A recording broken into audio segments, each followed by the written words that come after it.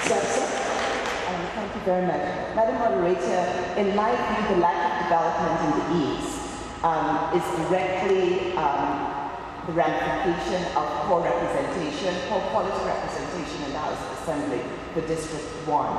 And I believe that the challenges of quality representation will address that going forward, that efficiency.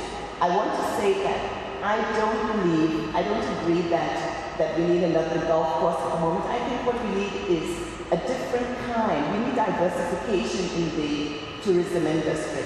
And I think that the neglect that we've suffered in the past must be turned into the opportunity of the present. We must not dwell on the past. It's the present that's important. And I think that there's incredible opportunity because of the diversity of the ecology in District 1 to create wonderful opportunities in ecotourism, in sports tourism, in adventure tourism. And I look forward to being a part of that representation.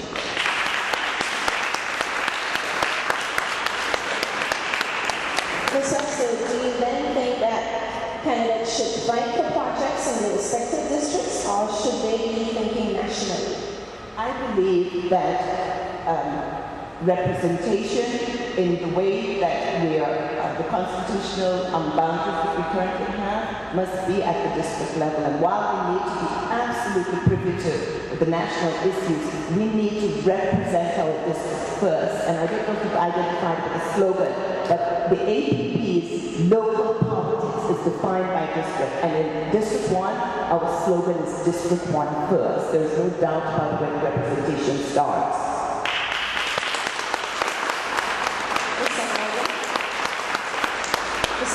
Should candidates fight for projects in their respective districts, or should they be thinking nationally?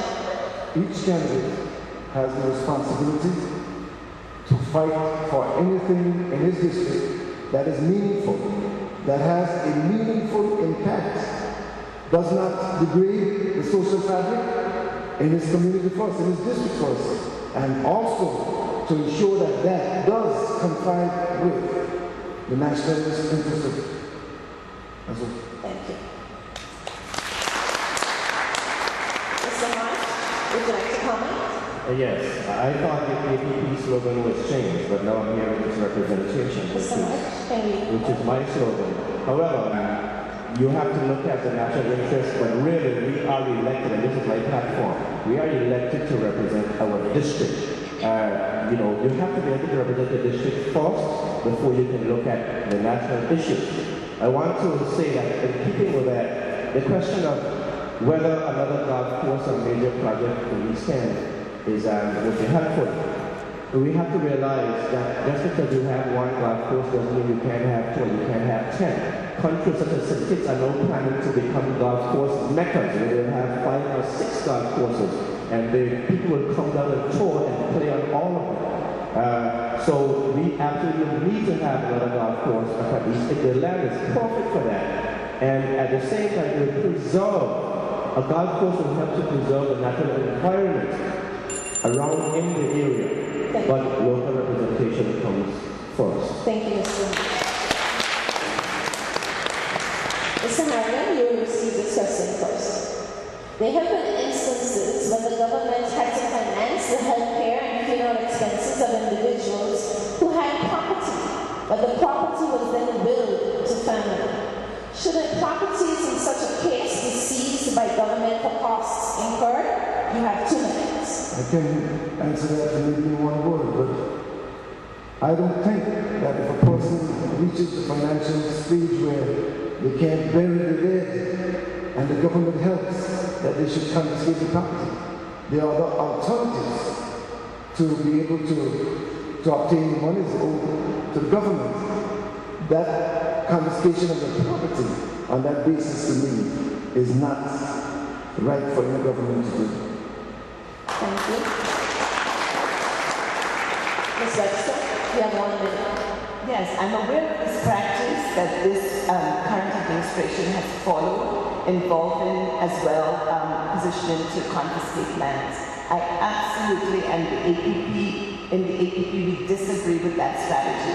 We think that we have to allow our less advantaged families, the disadvantaged families, the poor, the dispossessed, to be able to die and retain some dignity during challenging times, and to then pursue the limited land that is available. I think that's wrong. I think any responsible government has a responsibility to create a reserve so that they shelter the people and not take what is there at the last point to humiliate and further challenge these people.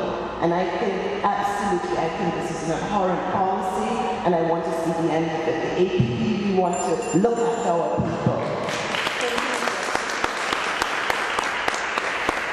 Mr. Hodge, should these properties be seized by government for cost and profit? I don't think it should be. I don't think it should be that stage. What is lacking in Anguilla, and it's understandable in a small society, but we have to think innovatively to fix it. What is lacking is a social safety net. We don't have a social safety net, not just for burying people, but for even keeping people alive when they're sick. Right now we have increasing healthcare costs that the consumers have to pay or pay a major portion of. So if you're dead, that's just another step in it. If we have in place a system that deals with, we have Social Security, we need to extend this to cover healthcare and to cover burial. Social Security does have a burial amount in it, but it can be expanded that the costs are fully covered. And if the society pays on a steady monthly basis, then these questions won't arise all of a sudden at a particular point in someone's life. Thank you, Mr. Hodge. Ms. Webster, is the following a fair statement? Concessions in the memorandums of understanding and the memorandums of agreement between the governments of Anguilla and various developers were necessary in order to secure those deals. You have 2 minutes. Would you like me to read? Thank you very much, Robert. I think I have the question. Appreciate that. I do not think it's a fair statement. No, I do not at all. I think that in any negotiation, there are 2 parties, the government and the developer.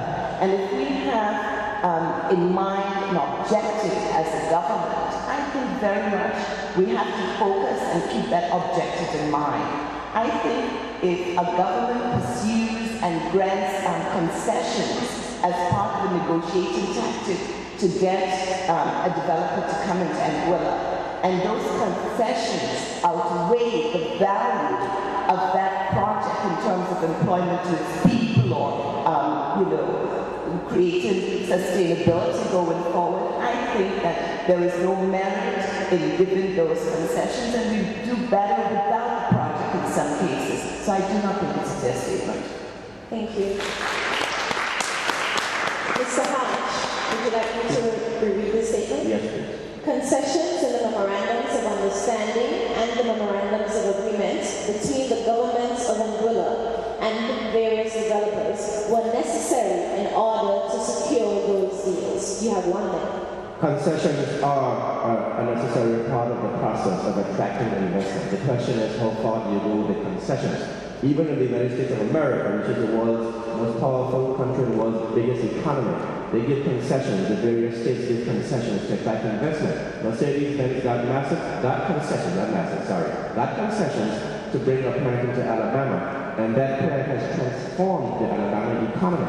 Toyota got concessions to establish its biggest car plant in Europe, in the UK, and that plant employs 4,000 people at any given time, which 3 shifts a day, 12,000 people every day.